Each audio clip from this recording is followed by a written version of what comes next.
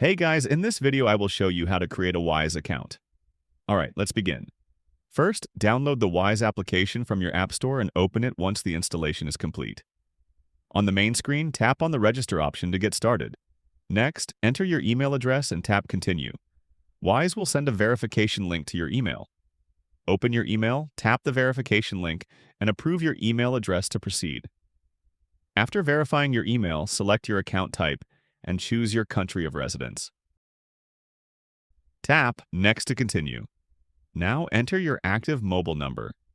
Wise will send a verification code to your phone. Enter the code in the required field and tap Continue.